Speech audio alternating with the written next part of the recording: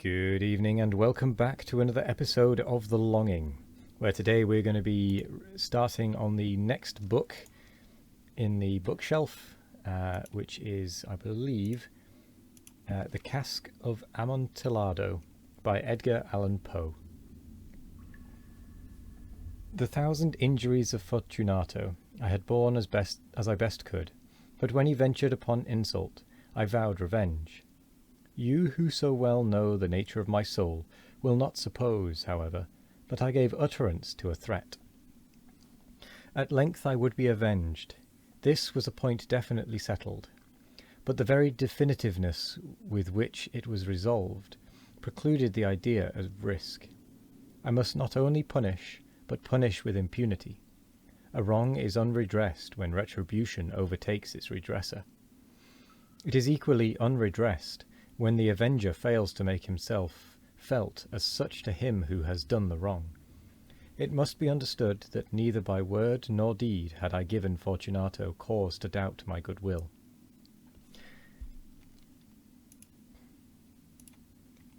I continued, as was my wont, to smile in his face, and he did not perceive that my smile now was at the thought of his immolation. He had a weak point, this Fortunato. Although in other regards he was a man to be respected and even feared, he prided himself on his connoisseurship in wine. Few Italians have the true virtuoso spirit. For the most part their enthusiasm is adopted to suit the time and opportunity to practice imposture upon the British and Austrian millionaires. In painting and gemmery, Fortunato, like his countrymen, was a quack, but in the matter of old wines he was sincere. In this respect I did not differ from him materially. I was skilful in the Italian vintages myself, and bought largely whenever I could. It was about dusk, one evening during the supreme madness of the carnival season, that I encountered my friend. He accosted me with excessive warmth, for he had been drinking much. The man wore motley. He had on a tight-fitting party-striped dress, and his head was surmounted by the conical cap and bells. I was so pleased to see him that I thought I should never have done wringing his hand. I said to him, "My dear Fortunato, you are luckily met. How remarkably well you are looking to-day. But I have received a pipe of what passes for Amontillado, and I have my doubts." "How?" said he. "Amontillado? A pipe? Impossible. And in the middle of the carnival?" "I have my doubts," I replied, "and I was silly enough to pay the full Amontillado price without consulting you in the matter. You were not to be found, and I was fearful of losing a bargain." "Amontillado? I have my doubts. Amontillado? And I must satisfy them. Amontillado. As you are engaged, I am on my way to Lucchesi. If any one has a critical turn, it is he. He will tell me. Lucchesi cannot tell Amontillado from sherry, and yet some fools will have it that his taste is a match for your own. Come, let us go." "Whither?" "To your vaults." "My friend, no. I will not oppose upon your good nature. I perceive you have an engagement. Lucchesi, no, I have no engagement. Come." "My friend, no. It is not the engagement, but the severe cold with which I perceive you are afflicted. The vaults are insufferably damp. They are encrusted with nitre." "Let us go, nevertheless. The cold is merely nothing. Amontillado, you have been imposed upon, and as for Lucchesi, he cannot distinguish sherry from an Amontillado." Thus speaking, Fortunato possessed himself of my arm. Putting on a mask of black silk, and drawing a roquelaire closely about my person, I suffered him to hurry me to my palazzo. There were no attendants at home. They had absconded to make merry in honour of the time. I had told them that I should not return until the morning, and had given them explicit orders not to stir from the house. These orders were sufficient, I well knew, to ensure their immediate disappearance, one and all, as soon as my back was turned.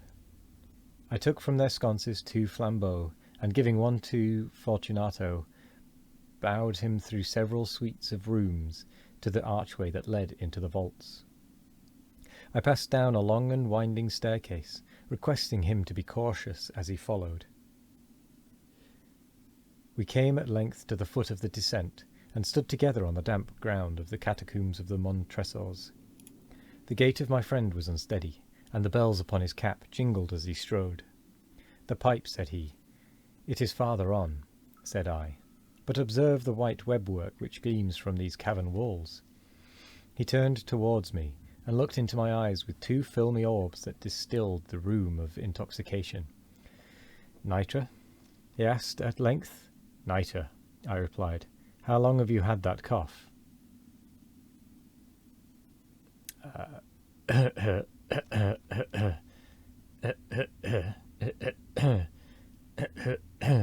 My poor friend found it impossible to reply for many minutes. "It is nothing," he said, at last. "Come," I said with decision, "we will go back. Your health is precious. You are rich, respected, admired, beloved. You are happy, as once I was. You are a man to be missed. For me it is no matter. We will go back. You will be ill, and I cannot be responsible. Besides, there is Lucchesi." "Enough," he said. "The cough is a mere nothing. It will not kill me. I shall not die of a cough." "True, true," I replied. "And, indeed, I had no intention of alarming you unnecessarily, but you should use all proper caution. A draught of this Medoc will defund us from the damps."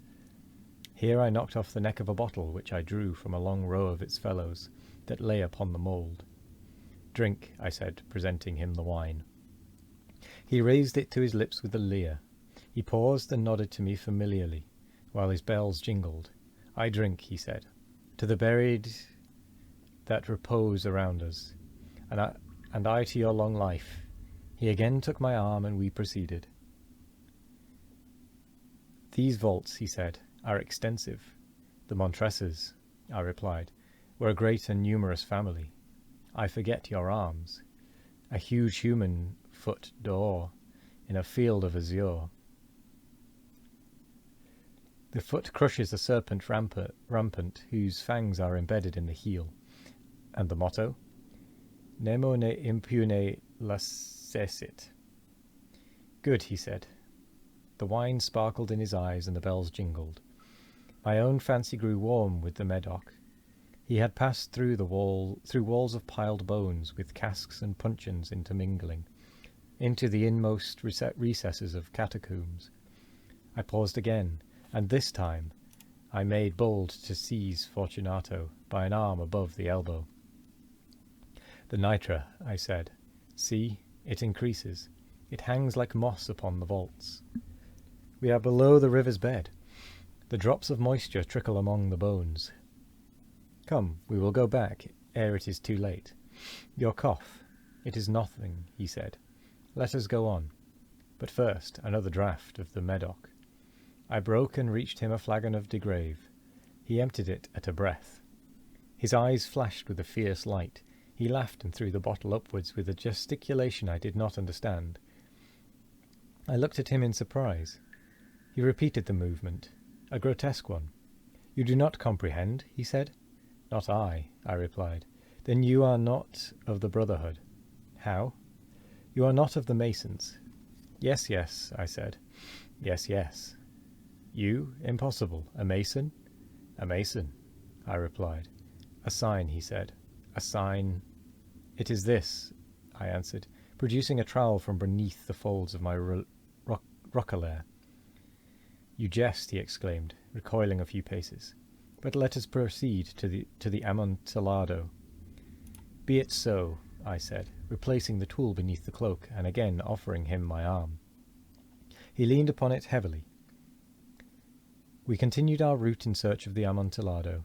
We passed through a range of low arches, descended, passed on, and descended again, arrived at a deep crypt in which the foulness of the air caused one flambeau rather to glow than flame. At the most remote end of the crypt there appeared another less spacious. Its walls had been lined with human remains, piled to the vault overhead, in the fashion of the great catacombs of Paris. 3 sides of this interior crypt were still ornamented in this manner. From the 4th side the bones had been thrown down, and lay promiscuously upon the earth. forming at one point a mound of some size. Within the wall thus exposed by the displacing of the bones, we perceived a still interior recess, in depth about 4 feet, in width 3, in height 6 or 7. It seemed to have been constructed for no especial use within itself, but formed merely the interval between 2 of the colossal supports of the roof of the catacombs, and was backed by one of their circumscribing walls of solid granite. It was in vain that Fortunato, uplifting his dull torch, endeavoured to pry into the depth of the recess. Its termination the feeble light did not enable us to see. "Proceed," I said. Herein is the Amontillado. As for Lucchesi—" "He is an ignoramus," interrupted my friend, as he stepped unsteadily forward, while I followed immediately at his heels. In an instant he had reached the extremity of the niche, and finding his progress arrested by the rock, stood stupidly bewildered. A moment more and I had fettered him to the granite. In its surface were 2 iron staples, distant from each other about 2 feet, horizontally. From one of these depended a short chain, from the other a padlock. Throwing the links about his waist, it was but the work of a few seconds to secure it. He was too much astounded to resist. Withdrawing the key, I stepped back from the recess. "Pass your hand," I said, "over the wall. You cannot help feeling the nitre. Indeed, it is very damp. Once more let me implore you to return." "No? Then I must positively leave you, but I must first render you all the little attentions in my power."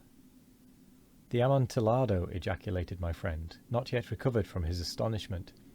"True," I replied, "the Amontillado." As I said these words I busied myself among the pile of bones of which I have before spoken. Throwing them aside, I soon uncovered a quantity of building stone and mortar. With these materials, and with the aid of my trowel, I began vigorously to wall up the entrance of the niche. I had scarcely laid the first tier of the masonry, when I discovered that the intoxication of Fortunato had in a great measure worn off. The earliest indication I had of this was a low moaning cry from the depth of the recess. It was not the cry of a drunken man. There was then a long and obstinate silence. I laid the second tier, and the third and the fourth, and then I heard the furious vibrations of the chain. The noise lasted for several minutes, during which, that I might hearken to it with the more satisfaction, I ceased my labours and sat down upon the bones. When at last the clanking subsided, I resumed the trowel, and finished without interruption the 5th, the 6th, and the 7th tier. The wall was now nearly upon a level with my breast. I again paused, and holding the flambeau over the mason-work, threw a few feeble rays upon the figure within. A succession of loud and shrill screams, bursting suddenly from the throat of the chained form, seemed to thrust me violently back. For a brief moment I hesitated. I trembled. Unsheathing my rapier, I began to grope with it about the recess, but the thought of an instant reassured me. I placed my hand upon the solid fabric of the catacombs, and felt satisfied. I reapproached the wall. I replied to the yells of him who clamoured. I re-echoed. I aided. I surpassed them in volume and in strength. I did this, and the clamourer grew still. It was now midnight, and my task was drawing to a close. I had completed the 8th, the 9th, and the 10th tier. I had finished a portion of the last and the 11th. There remained but a single stone to be fitted and plastered in. I struggled with its weight. I placed it partially in its destined position, but now there came from out the niche a low laugh that erected the hairs upon my head. It was succeeded by a sad voice, which I had difficulty in recognizing as that of the noble Fortunato. The voice said, "Ha, ha, ha! He, he, he! A very good joke indeed. An excellent jest.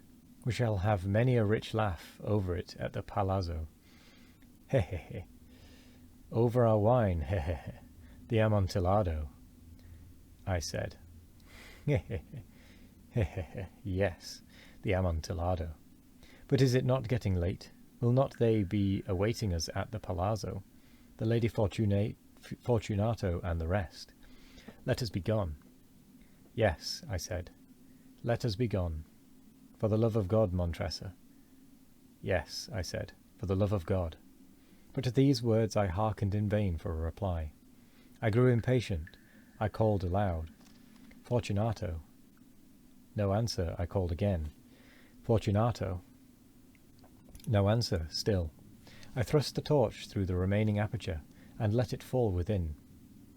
There came forth in reply only a jingling of the bells.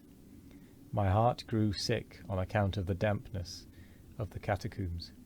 I hastened to make an end of my labour. I forced the last stone into its position. I plastered it up. Against the new masonry I re-erected the old rampart of bones. For the half of a century no mortal has disturbed them. In pace requiescat. And with that was quite a long episode for a change. With that, I'm going to say thank you very much for joining me today. I hope you all have a wonderful morning, evening, afternoon, or night, no matter what time of day it is. I hope you all have a wonderful one of it. And as always, we will be back tomorrow for more of The Longing. Goodbye.